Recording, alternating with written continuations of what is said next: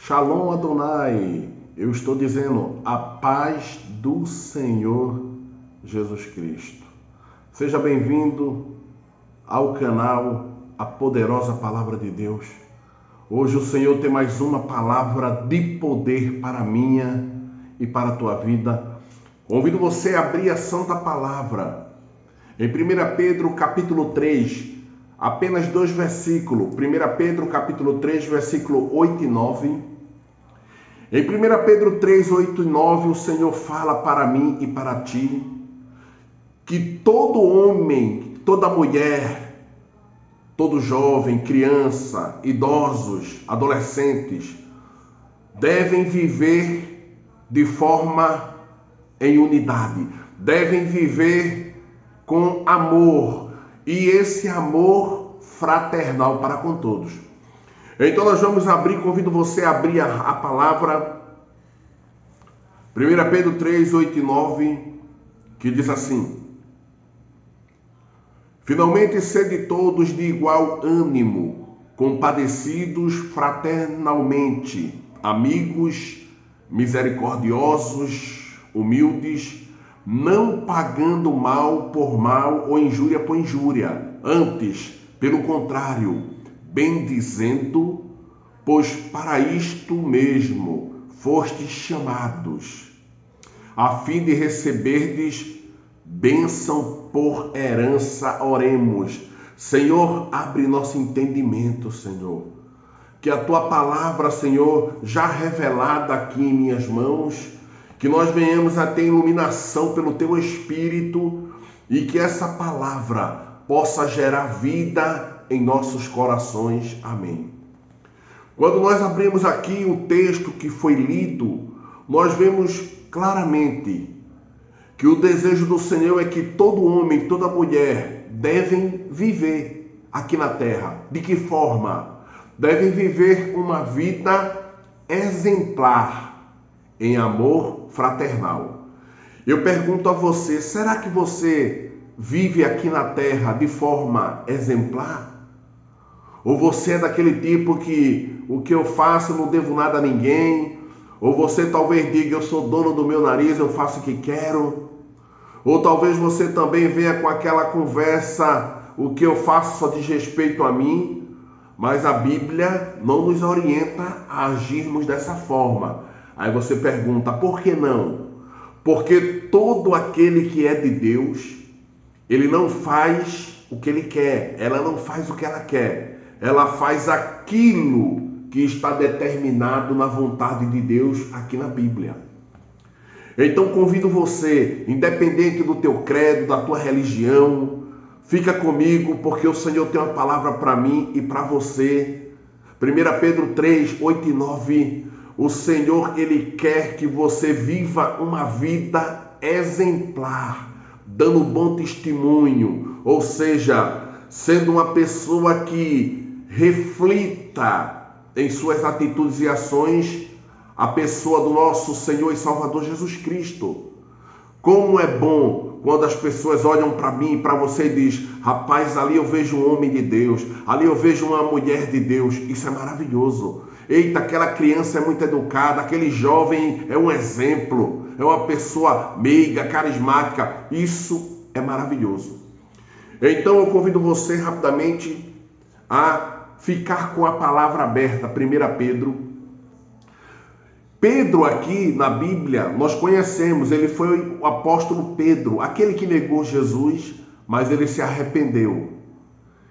E nós vemos que o Senhor teve um encontro, e esse homem Pedro, ele é o presbítero, e ele escreveu essa carta de Roma para a Ásia Menor, hoje conhecida como Turquia, no ano 62 a 69 depois de Cristo. Então nós vemos que qual é o propósito da carta de 1 a Pedro? Não só para os irmãos de Roma, mas para os irmãos que hoje estão na Turquia e naquela época também estavam na Turquia, e para os irmãos hoje em todos os continentes. Então nós vemos que o propósito é fortalecer a você, é fortalecer a minha fé. Quando a nossa fé é fortalecida, significa dizer que nós vamos perseverar. Aí você pergunta o que é fé? Segundo a Bíblia, Hebreus capítulo 11, versículo 1 em diante, a fé é o firme fundamento das coisas que se esperam e a convicção de fatos que não se vê. Traduzindo, parafraseando agora, Hebreus está falando para mim e para você, no capítulo 11, que a fé é eu ter convicção, eu ter certeza que aquilo da parte de Deus vai acontecer. Significa dizer que a fé é eu trazer, é você trazer à existência aquilo que não existe, aquilo que é desacreditado pela ciência, pelas autoridades. Então a fé, ela é uma ação sobrenatural.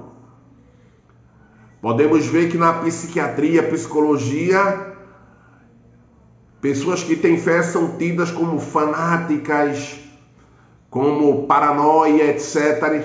Mas na Bíblia é poder de Deus. Então nós vemos aqui que Pedro, usado pelo Espírito Santo, ele escreve essa carta maravilhosa de Roma para a Ásia Menor, na Turquia. E o propósito é fortalecer a nossa fé.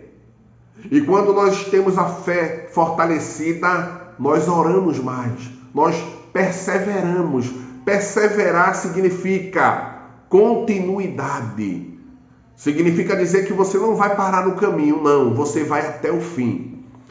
Então nós vemos que os irmãos sendo fortalecidos, mesmo vindo a perseguição, eles não desistem. Porque na época aqui, eles estavam sendo perseguidos pelo Império Romano por causa da fé. Aí você pergunta, por que o Império Romano perseguia os cristãos no ano 62 depois de Cristo? Porque o Império Romano, o imperador, ele se autodeclarava Senhor de todos. Ele se declarava como Deus. E ele não aceitava que ninguém adorasse outro Deus. Mas aqueles que tiveram encontro com Jesus perseveravam adorando, mesmo sendo perseguidos, maltratados, açoitados, mortos, não negavam a fé. E essa carta aqui, quando ela foi escrita como nós vemos aqui na palavra, 1 Pedro, capítulo 1, versículo 7, que os irmãos deveriam anunciar o Evangelho. Aplicação para mim e para ti hoje, em pleno século 21 e 2025, a palavra do Senhor é a mesma, que assim como fortaleceu os irmãos de Roma e da Turquia, me fortalece hoje e te fortalece. Nós devemos depositar nossa confiança no Senhor e devemos falar das maravilhas, do amor de Deus, onde quer que estivermos. Então nós vemos aqui que o propósito é fazer com que aqueles cristãos sigam os passos do Senhor. Como fala 1 Pedro 2,21, quando você abre 1 Pedro 2,21, declara que o cristão ele deve viver para a glória de Deus.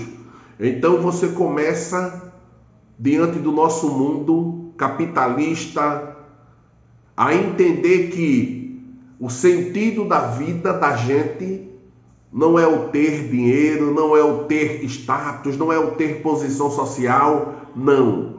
O sentido da nossa vida é viver para a glória de Deus. Até porque aqui tudo é momentâneo e é passageiro. Quando nós vamos para o capítulo 1, aí eu convido você a abrir a palavra, 1 Pedro capítulo 1, a partir do versículo 3, o que é que fala? Fala que o Senhor Jesus Cristo, ele nos regenerou. Aí você pergunta, o que é regenerar? Regenerar significa aquilo que é podre, aquilo que não tem vida, ele torna a ter utilidade, ele torna a ser vida. É nascer de novo. Então o Senhor nos regenerou. Significa dizer que aquele velho homem, ele foi mortificado com suas práticas, com seus ritos, com seus vícios. Aquela velha mulher também, ela foi mortificada. Aquilo que era pecaminoso, aquilo que era ilícito, aquilo que era delito ou crime, foi mortificado. tanto o homem como a mulher, não faz mais. Por quê? Porque no capítulo 1, a partir do versículo 3, fala que o Senhor ele nos regenerou para vivermos uma nova esperança. A esperança na Bíblia é: iremos morar toda a eternidade com o Senhor. Então, quando vemos aqui no capítulo 2, versículos 7 e 9, tem promessa para você e para mim. Em 1 Pedro, capítulo 2, 7 e 9, fala que Cristo é a pedra angular. Significa dizer que Ele é a pedra fundamental, é aquela que mantém toda a estabilidade de um edifício. Aí você não está entendendo. 1 Coríntios 6, 19, fala que eu e você somos templo e morada de Deus. É uma linguagem metafórica, figurada. Todo homem, toda mulher de Deus é uma igreja. Por quê? Porque o Espírito Santo de Deus habita em nossos corações, em nossa mente. Então, quando nós vemos aqui o texto, agora a gente vai para o texto porque vamos ser o mais objetivo possível. Nós vemos aqui em 1 Pedro que o Senhor deseja que eu e você devemos o quê? Viver uma vida de testemunho exemplar.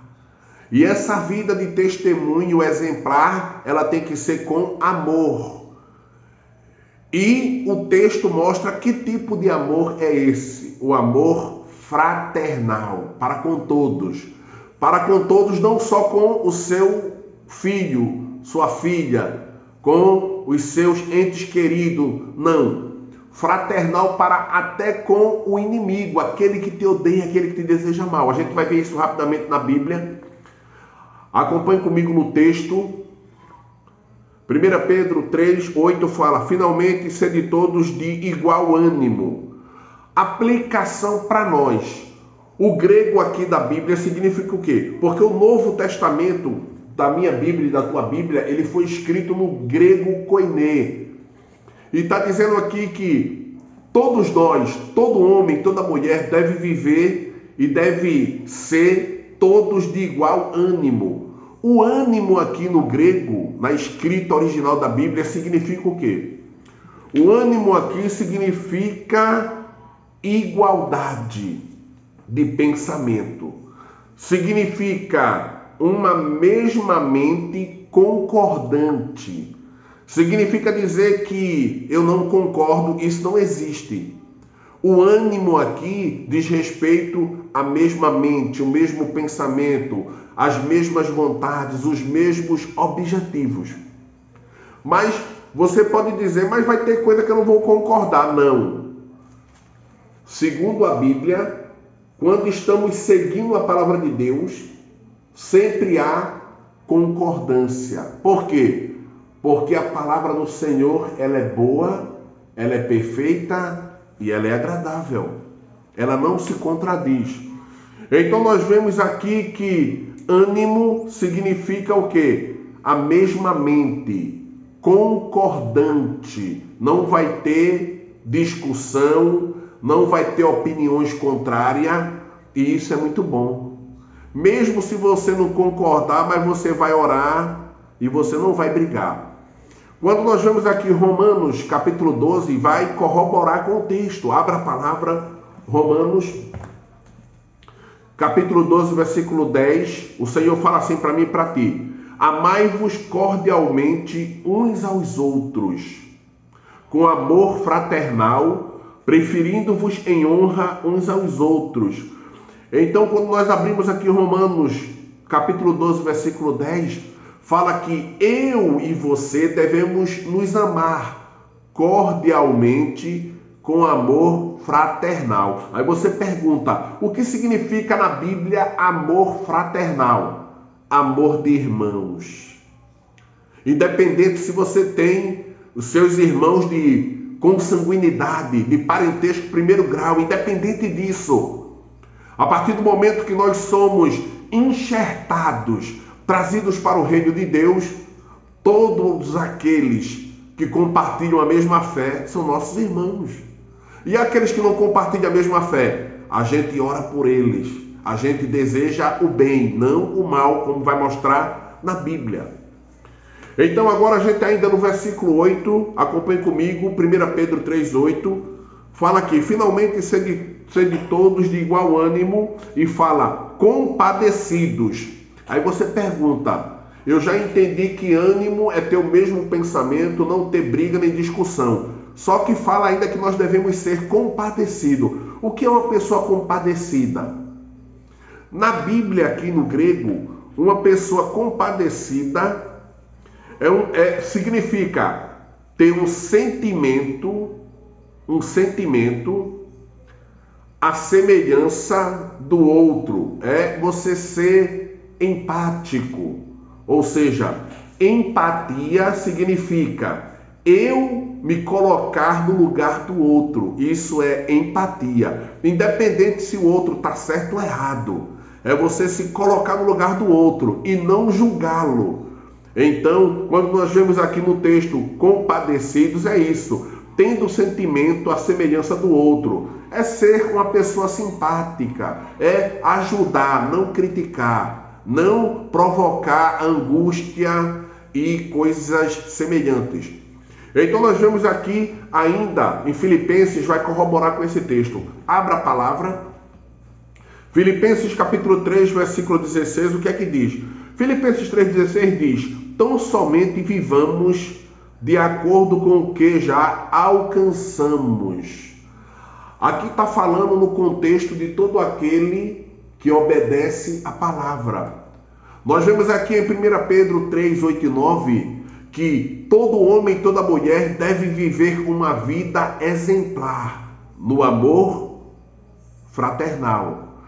Então, nós temos que dar bom testemunho. Quando nós vemos aqui ainda,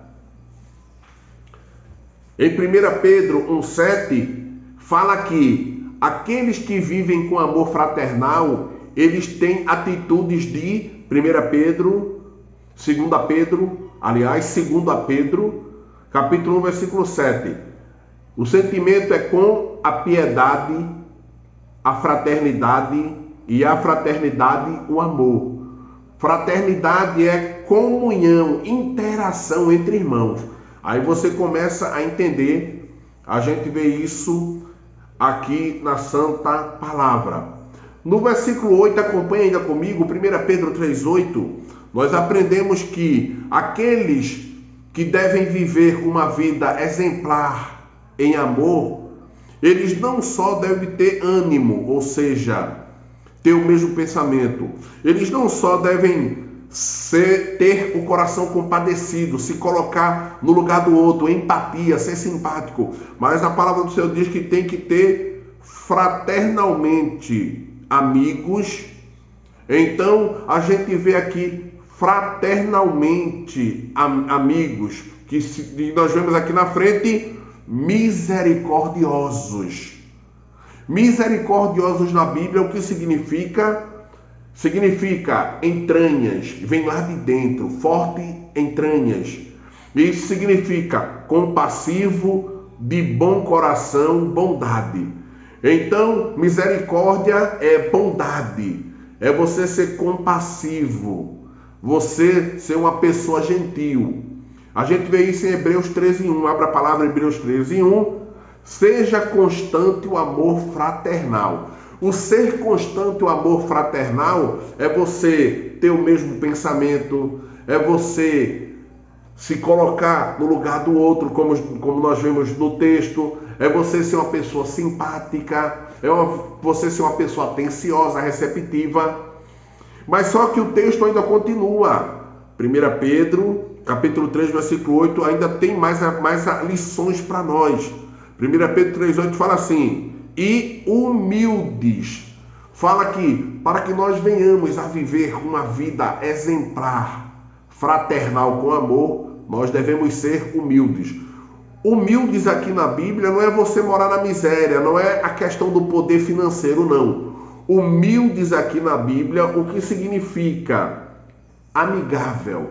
No texto aqui significa ausência de orgulho. Uma pessoa amigável, ela sempre está apta e disposta a ajudar. Você abre agora para corroborar, abra comigo a palavra, Mateus 5:3. Felizes, aqui fala das bem-aventuranças, Mateus 5:3. Felizes os humildes, porque deles é o reino dos céus. Então nós vemos aqui que humilde é todo aquele que tem sentimento de amor, porque o amor anda com os humildes. Na humildade aqui é ausência de soberba, de orgulho. Mesmo você tendo, você não se exibe. Mesmo você sendo, você também não se autoproclama. Não, é ausência de orgulho. Agora no versículo 9 nós vamos acabar. Acompanhe comigo em nome do Senhor Jesus. 1 Pedro 3,9, o que é que diz? Não pagando mal por mal ou injúria por injúria, antes pelo contrário, bendizendo, pois para isto mesmo foste chamado a fim de receberdes bênção por herança. Então, para você viver uma vida exemplar, com amor fraternal, nós vemos aqui que você não pode pagar o mal com o mal. Se alguém te fizer mal, você tem que pagar com o bem. Provérbios 17, abre aí, Provérbios 17, 13, o que é que diz? Quem retribui o bem com o mal, jamais deixará de ter o mal no seu lar. Tem gente que é assim, ela recebe o bem, mas ela não ajuda. Muitas vezes ela pede emprestado e quando a pessoa vem pedir, ela nega, ela inventa qualquer desculpa. E a palavra do Senhor em Provérbios 17, 13, fala que quem retribui o bem com o mal, jamais deixará de ter o mal no seu lar. Isso aí está falando de potestades, principados, que é espírito imundos. Está lá em Mateus capítulo 12, em outra ocasião o Senhor vai nos usar também para trazer essa palavra. Então nós voltamos aqui, eu convido você a abrir Mateus 5,39. Jesus ele fala assim, Mateus 5,39. Eu porém vos digo que não resistais ao mal, mas se qualquer te bater a face direita, oferece-lhe também a outra. Aqui você pode dizer, mas isso é no literal, bater numa... Cara, bate na minha face, eu tenho que oferecer a outra. Nós vemos aqui que, biblicamente, Jesus ele cumpriu essa palavra. E os cristãos do primeiro e segundo século, e até hoje, cumprem também. Porque eles entendem que a nossa luta, como fala Efésios, capítulo 6, a partir do 12, não é contra carne e sangue, mas contra principados e potestades, contra os demônios. Então, a pessoa quando vem te agredir, em primeiro lugar não é a pessoa, é quem habita na mente e no coração dela, que é um espírito imundo. Obviamente eu não estou querendo isentar a pessoa de responsabilidade, não. A pessoa faz porque ela ama o mal, ela ama a violência.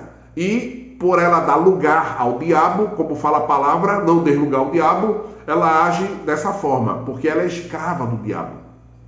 Então nós vemos que nós temos sim, perante a lei brasileira e perante a Bíblia, direito à defesa. Lógico, se uma pessoa vai te agredir, você tem o direito de defender, não de revidar. O cristão não pode revidar. Então nós aprendemos, como fala Romanos 5, nós abrimos 39, Jesus disse, eu porém vos digo, resistai ao mal, mas se qualquer te bater, aí Jesus já joga mais duro. O que é que diz? Oferece a outra face. E isso é no literal, isso não é figurado. Isso é Bíblia, é renúncia. Quando nós abrimos agora para corroborar com o texto, Romanos 12, 14, o que é que diz? Romanos 12, 14, o Senhor fala assim para mim e para ti, abençoai os que vos perseguem, abençoai e não os amaldiçoeis. Romanos 12, 14 fala que se tem gente que te deseja o mal, você vai desejar o bem. Isso é viver uma vida exemplar. E nós vemos aqui também, em 1 Tessalonicenses 5,15, abra aí também a palavra.